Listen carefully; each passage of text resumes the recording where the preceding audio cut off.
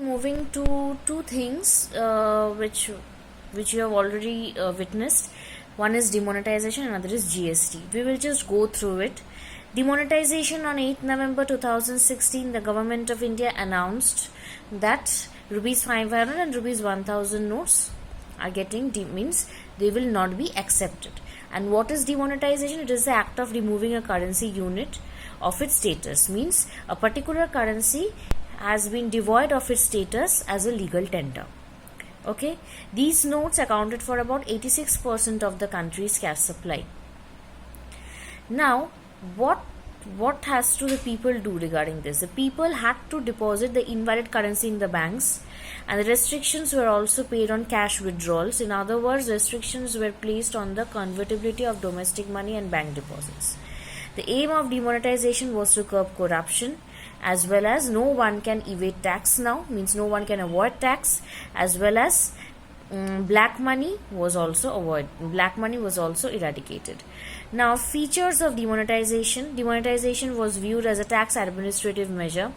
Demonetization is also interpreted as a shift on the part of the government, indicating that tax evasion will no longer be tolerated. Demonetization also led to channelizing savings into formal financial system, means now people will save their money in banks. Demonetization also aims to create less cash or cash light economy. Okay.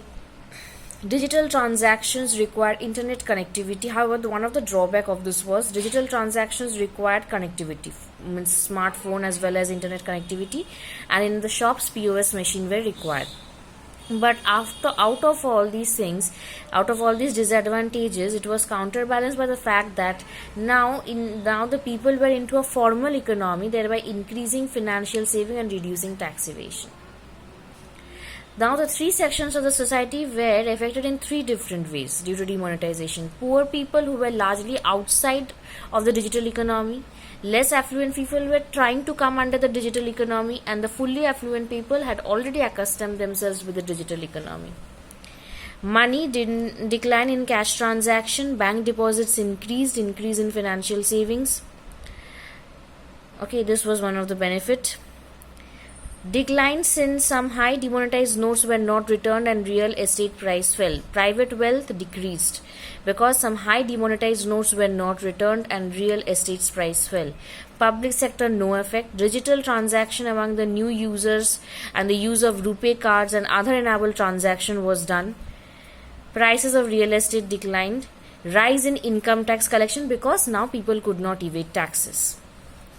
Next was GST. GST, Good and Service Tax, Comprehensive Indirect Tax, okay, which mainly replaced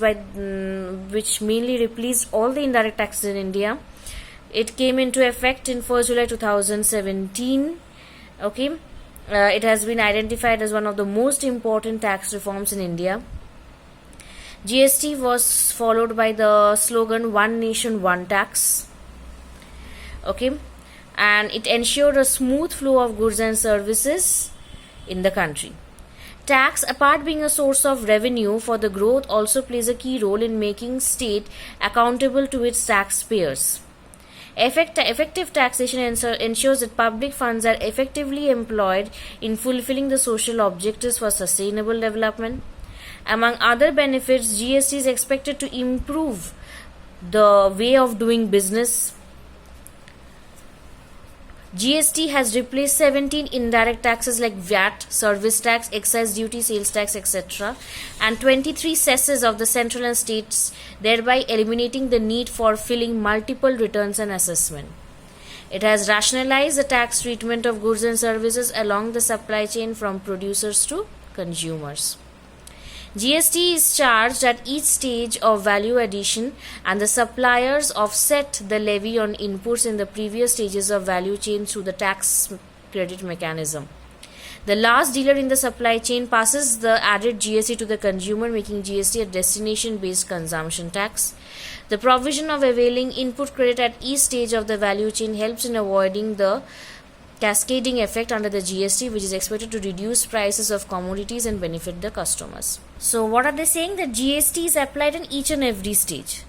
What does this apply to? The supplier offsets the levy on inputs in the previous stages of the value chain through the tax credit mechanism. Means he offsets the tax on the inputs on the previous stages. The last dealer in the supply chain passes on the added GST to the consumer, making GST a destination-based consumption tax. The provision of availing input credit at each stage of value chain helps in avoiding the tax on tax effect. Means if it is applied on each and every step, that means it is going on accumulating. If it is set off, that means it is the cascading effect is avoided. Okay, another GST which is expected to reduce the price of the commodity and benefit the consumer. Okay. Types of taxes under GST: central goods and service tax levied on intra-state supply of goods and services by the center. State goods, SGST, it is the intrastate supply of goods and services. Integrated goods and service, IGST, it is the GST levied on interstate. Interstate means between state, intrastate means within the state. So interstate supply of goods and services and collected by the center. IGST is equivalent to the sum total of CGST and SGST. Okay. Now we will move on to some facts about GST.